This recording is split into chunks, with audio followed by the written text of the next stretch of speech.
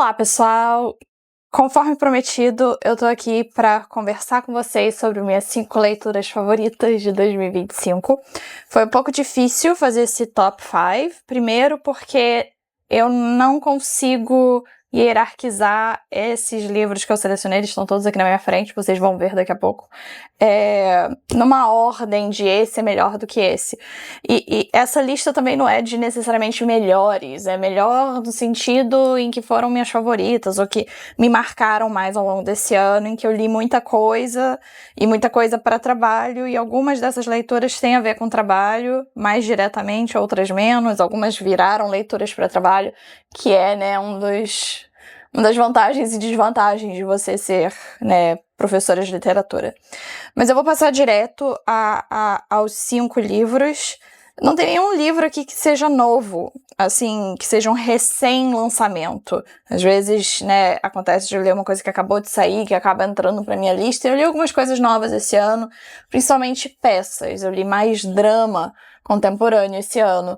Mas essa lista não passa muito por essas coisas. Só tem algumas leituras que eu já queria fazer há algum tempo, tem outras que foram recomendações de amigos. Mas vamos lá, vou passar direto pra minha listinha. Então, entendam que esse top 5 não está hierarquizado. Então, o que eu ler antes não é o melhor, nem é tipo o quinto, não tem uma, né, diferença para mim entre esses livros que eu selecionei. Mas eu vou começar a fazer uma coisa meio cronológica, pensando assim, cada um desses livros marcou um momento do meu ano, e o primeiro vai ser o English Climate Wartime Stories, da Sylvia Townsend Warner. Eu já recomendei a Sylvia para algumas pessoas. Ela é uma escritora que eu conheci mas num curso de escrita criativa que eu tava fazendo, e ela fazia parte do nosso syllabus, e aí eu li uma coisa dela que tava nessa coleção aqui, que é da Persephone Books, e nas férias, né, de janeiro eu fui pra Inglaterra e comprei algumas coisas dela, e essa continua sendo minha coleção favorita. Tem outras coleções, ela tem romances também, mas a ideia, né, desses contos aqui, eles são contos que se passam, né, no período da Segunda Guerra. Sylvia Townsend Warner escreveu bastante mas, né, contos ambientados nesse período, e tem alguns aqui que são muito marcantes, assim. Eu acho que talvez o meu favorito seja o Noah's Ark, que é de 1941, e é o 4º conto dessa coletânea, e que vai pela perspectiva de crianças que estão sendo retiradas de Londres por causa dos bombardeios, levadas para o campo, e tem meio que uma idealização do campo, e ao mesmo tempo elas vão passar por algo como, né, a perda da inocência nesse momento de, né, exílio forçado dentro do próprio país, mas, né, um afastamento da família mais imediata, e enfim. É uma coleção muito legal, e eu comecei a ler muita coisa da Sylvia Townsend Warner depois disso, se tornou meio que uma das minhas escritoras favoritas. As edições da Persephone são sempre muito boas, né, tem sempre uma introdução legal, e enfim, as coleções são bacanas. Bom, então, essa é a minha primeira grande referência do ano, li, acho que, né, começo de fevereiro, provavelmente. E aí, vamos passar para a minha segunda leitura, que vai ser A Moon for the Misbegotten, do Eugene O'Neill. E é uma peça, né, do Eugene O'Neill, não é a mais famosa, obviamente, né, ele é mais famoso por, né, Long Day's Journey into the Night, e, obviamente, um dramaturgo muito canônico, digamos assim, né, estadunidense, mas eu assisti essa peça nas outras férias, nas férias de julho, né, no Almeida Theatre, com o Michael Shannon e a Ruth Wilson.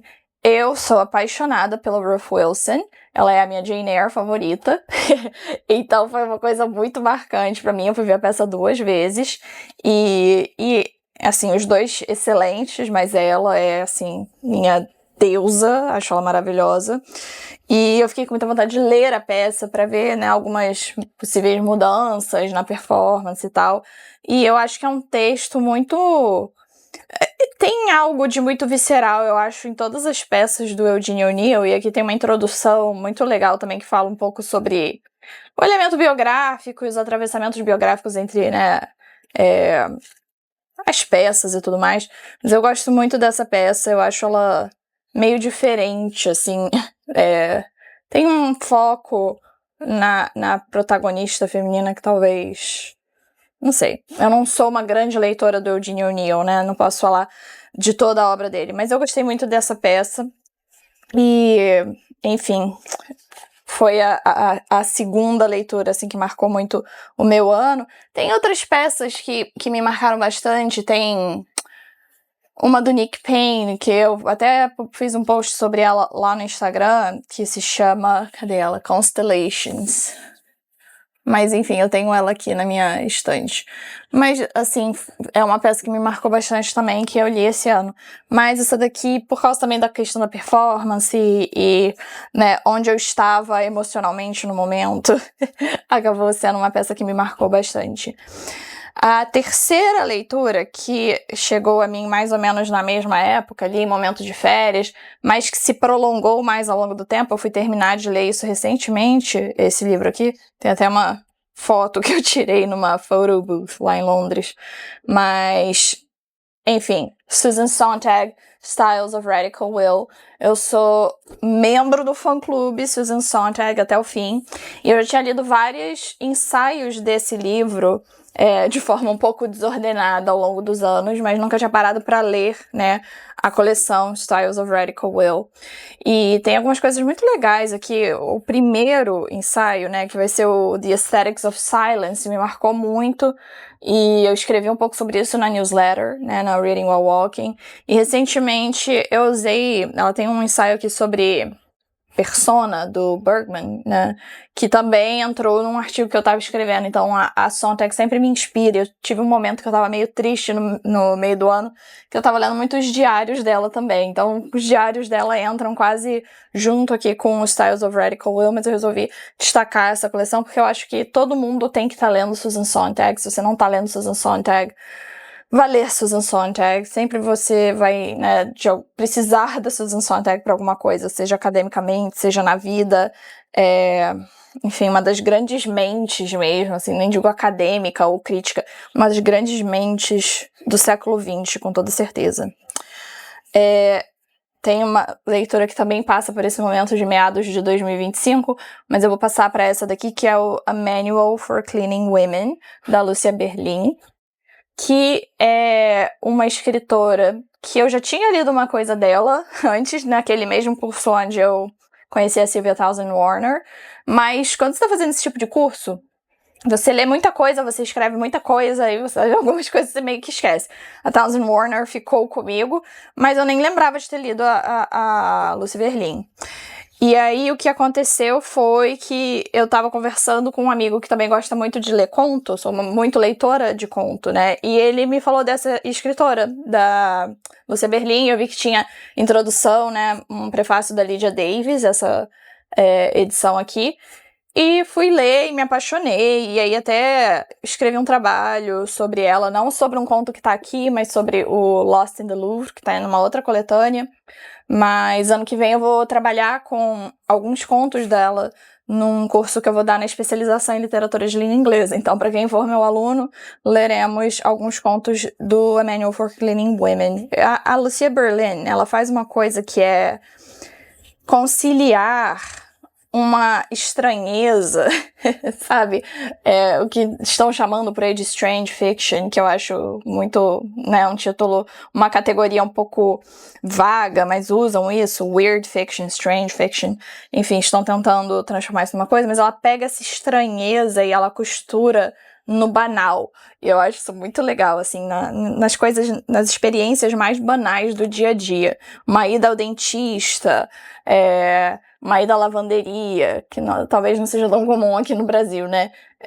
Mas lá ela é estadunidense, então é uma coisa muito comum, né? Ir na lavanderia, não tem como, né, lavar roupa nos apartamentos nas grandes cidades. Enfim, recomendo muito essa coleção, e ela foi traduzida aqui no Brasil, então, né, ao contrário de algumas das coisas que eu tô recomendando, tipo a Townsend Warner, não circula tanto aqui, embora tenha um livro dela que esteja sendo publicado agora, mas é um dos romances. Mas fica a dica. E aí a última, que eu vou colocar, né, na minha lista das minhas 5 leituras favoritas, vai ser a Ieda Magri.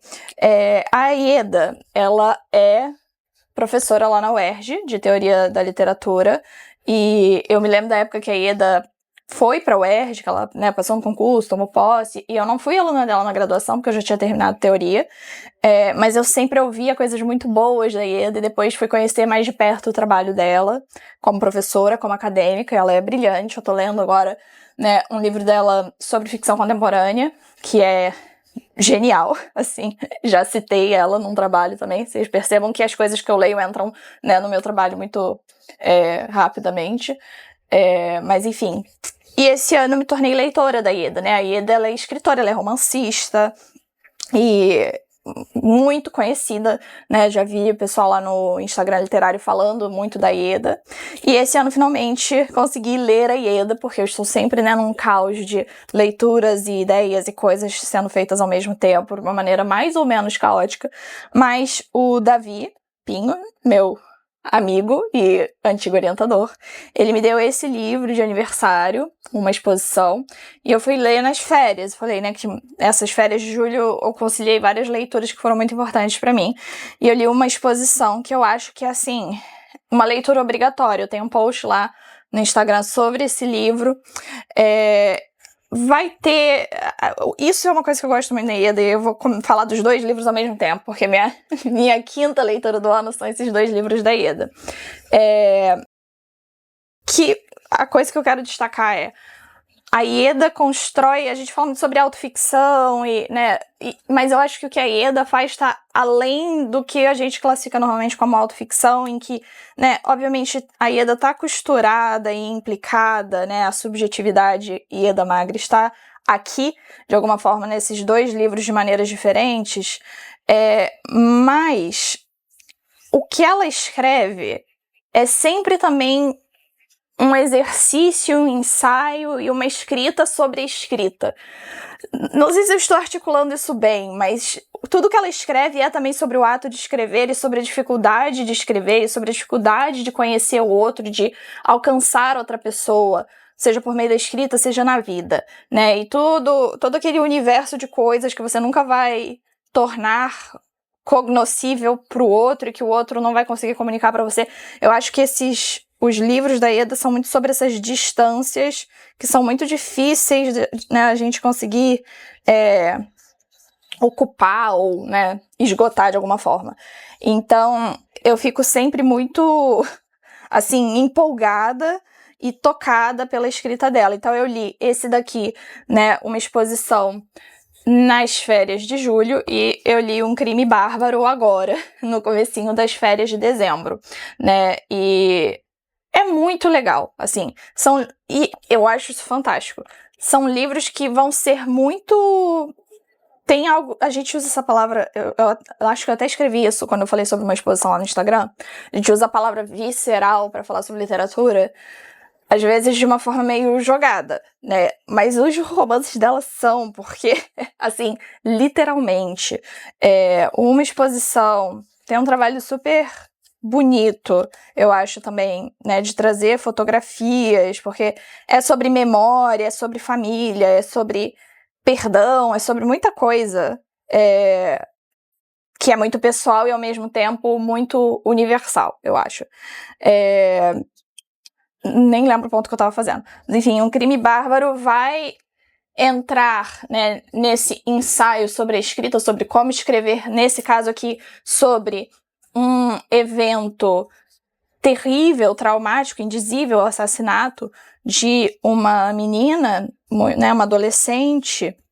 É um crime que parece, né, inexplicável, de uma selvageria, de uma violência, né, um crime bárbaro, literalmente, que é referenciado assim por alguns dos suspeitos, essa tentativa de reconstruir o passado por parte da narradora, e esses atravessamentos com o real, obviamente, e enfim, que vai passar pelo corpo, que vai passar pela, né, violação do que a gente entende por normalidade.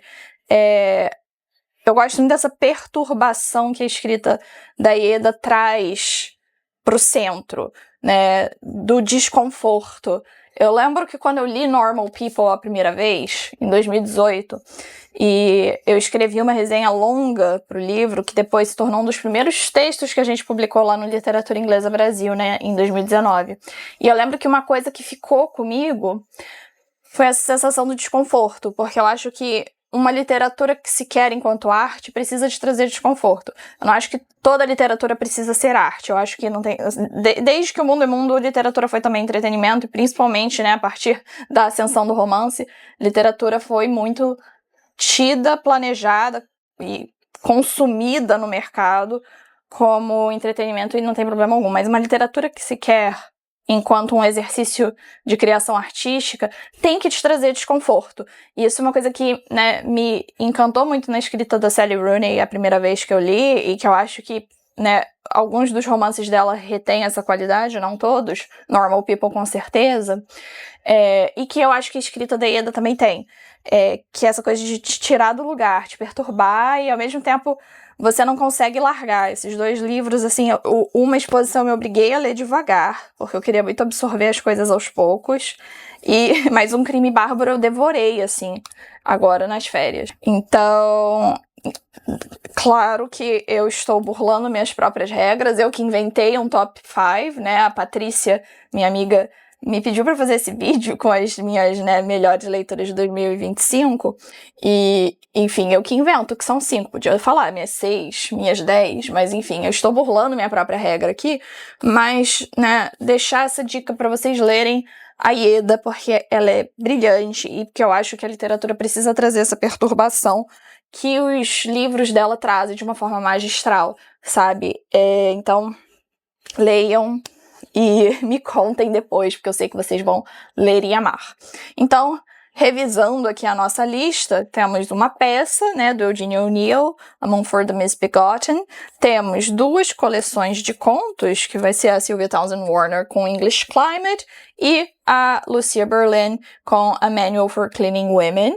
Então, drama, conto, ensaios com a nossa maravilhosa Susan Sontag, e temos aqui 2 romances, podemos chamar de romances?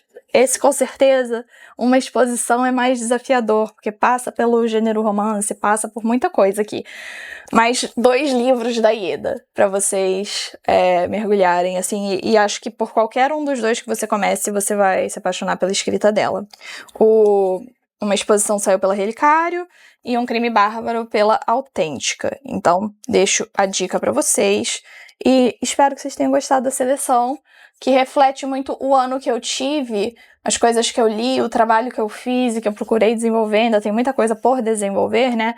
Falei que eu escrevi um trabalho sobre um conto da Berlin e tô trabalhando agora em expandir, porque foi para um evento, agora eu tô expandindo para publicar, quando eu publicar eu conto para vocês. E é isso, eu gosto muito de escrever sobre o que eu amo e sobre o que me toca, por isso que eu não tenho, assim, eu nunca vou ser especialista em uma coisa, porque eu tenho que poder escrever sobre o Dickens, mas também sobre a Lucia Berlin, e, sabe, de repente escrever alguma coisa sobre a Ieda, porque eu tô, assim, muito envolvida com a escrita dela, e trazer a Sontag como uma referência crítica também, algumas proposições teóricas que ela vai fazer. E aí, minha paixão eterna pelo drama, né, pelo teatro. Enfim, são essas as minhas leituras. Eu espero que vocês tenham gostado. Vamos tentar, né, manter esse canal de conversa aberto. Se tiver algum vídeo específico que vocês gostariam de ver por aqui, né, um tema que eu, né, pudesse cobrir, compartilhem aí comigo e a gente vai tentar fazer, né, manter esse canal vivo em 2026. Boas leituras para vocês e feliz ano novo. Até, gente!